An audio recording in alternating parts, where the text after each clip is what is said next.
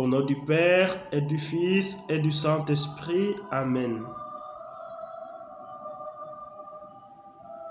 Aujourd'hui, nous méditons l'évangile de Saint Luc, chapitre 9, du 46e au 50e verset.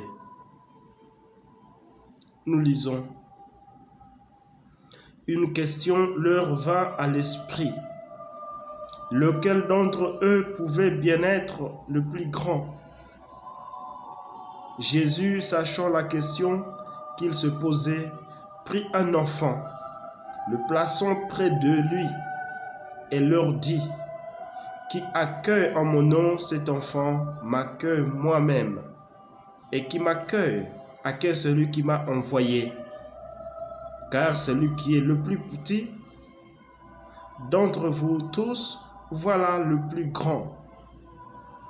Prenant la parole, Jean lui dit: Maître, nous avons vu quelqu'un qui chassait les démons en ton nom, et nous avons cherché à l'empêcher, parce qu'il ne te suit pas avec nous. Mais Jésus dit: Ne l'empêchez pas, car celui qui n'est pas contre vous est pour vous. Acclamons la parole de Dieu.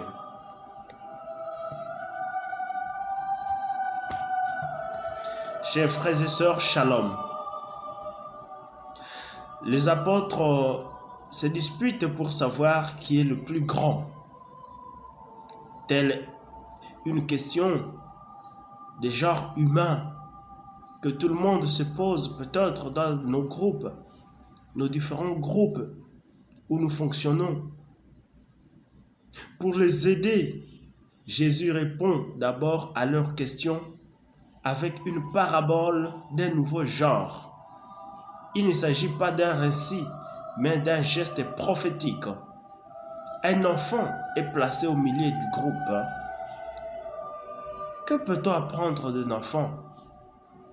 L'enfant, nous le savons, c'est un être en progression, un être qui apprend, qui écoute, qui croit, qui espère, qui est rempli de joie, qui est assoiffé d'amour. Est-ce mon cas? Est-ce que j'ai le cœur d'un enfant? À l'époque, nous le savons, les enfants n'avaient pas d'existence sociale. Lorsque Jésus apporte cet enfant au milieu des apôtres, il veut leur transmettre une leçon. En même temps, cet enfant représente tous les enfants du monde entier. Les saluts et aussi pour ces enfants, parce que le salut est intégral. Le salut concerne tout l'homme et tout homme, même les enfants. L'image que donne Jésus n'est donc pas celle de la naïveté érigée en absolu. Ça non. Nous nous situons dans le contexte de l'annonce de la passion.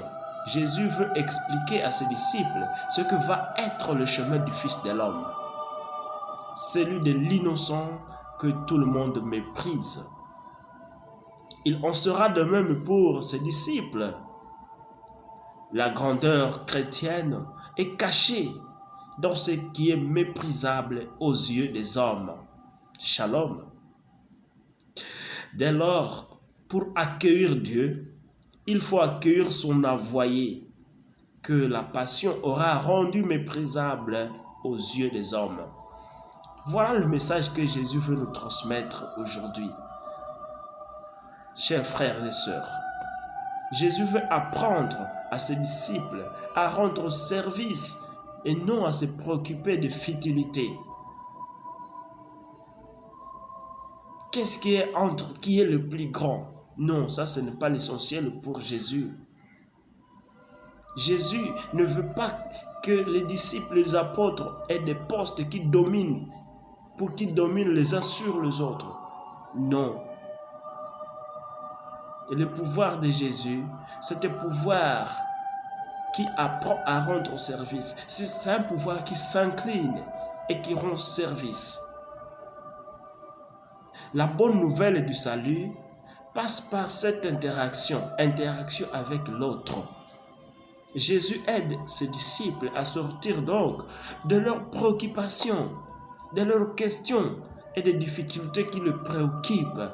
Aujourd'hui, venons avec nos préoccupations auprès de Jésus. Il va pouvoir répondre à nos questions. Il va pouvoir y répondre.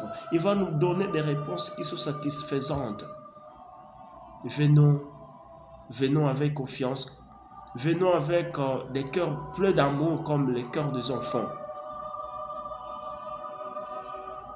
En prenant un enfant dans ses bras, Jésus manifeste la joie de la filiation à son Père, parce qu'il est fils, éternellement fils, et son Père est éternellement Père. En étant près du Père, il est dans le mystère de l'enfance, de la confiance. Demeurer dans la confiance permet à nos rencontres de se situer en profondeur, chers amis. Pour mieux entrer en relation avec les autres, alors nous devons demander la grâce d'avoir cette attitude, d'acquérir les attitudes de l'enfant. Savoir nous rendre petits, savoir être doux, savoir être au service des autres. Voilà ce que nous devons être. L'exemple que Jésus nous donne à travers l'enseignement d'aujourd'hui. Dans le royaume de Dieu, la grandeur est jugée par la capacité à servir les autres.